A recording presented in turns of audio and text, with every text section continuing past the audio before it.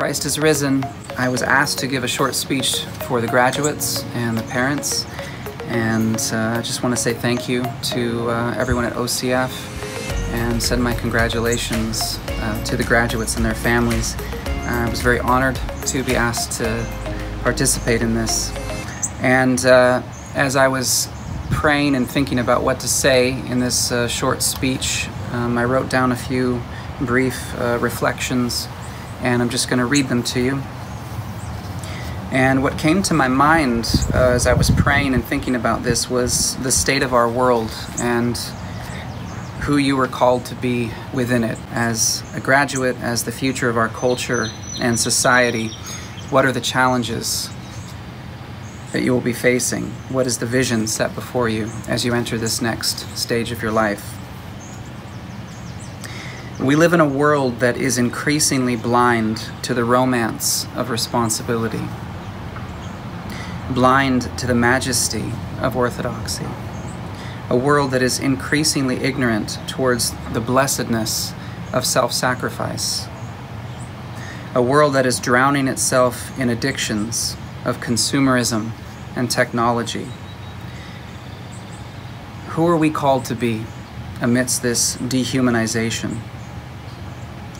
In a world that sees people primarily as useful commodities, it falls on you to embrace them as the image of God.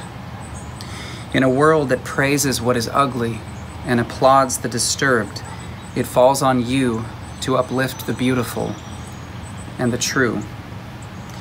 In a world that embraces pornography and the objectivization of beauty, it falls on you to become all the more pure in heart and sanctified in your minds.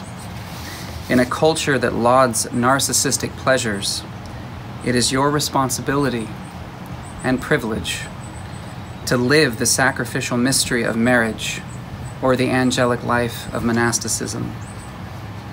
In a world that prizes individualism and the success of one's career over all else, it falls on you to seek the eternal bonds of friendship, to value people over money, and the success of a holy family over vain achievements. In a world that is growing more and more anxious and fragmented, it is your calling to acquire the peace of the Holy Spirit and the mind of Christ.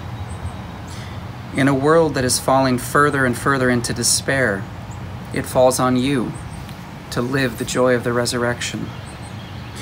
In a society that seems bent on destroying nearly every part of its inheritance and history, it falls on you to carry the torch of everything beautiful and worthwhile that we have inherited through our ancestors' blood, sweat, and tears, and seek to rebuild the ruins of the beautiful. Rebuild it by proclaiming your religious tradition as worthy of respect. Rebuild it by singing the ancient hymns and timeless folk songs. Rebuild it quite literally by redeeming the moral purpose and vision of architecture as a sacred space for people to settle and dwell together in harmony. Rebuild it by proclaiming the beauty of your spiritual and moral inheritance. Rebuild it by writing books which stand on the shoulders of those who have gone before you, whose purpose is to inspire and fulfill, not to denigrate and tear down.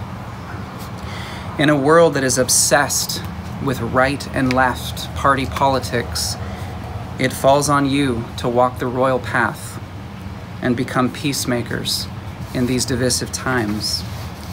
In a world that is addicted to dividing everyone into group identities, it falls on you to see Christ as all and in all, to heal divisions through the humility of listening and the sacrifice of enduring insults patiently.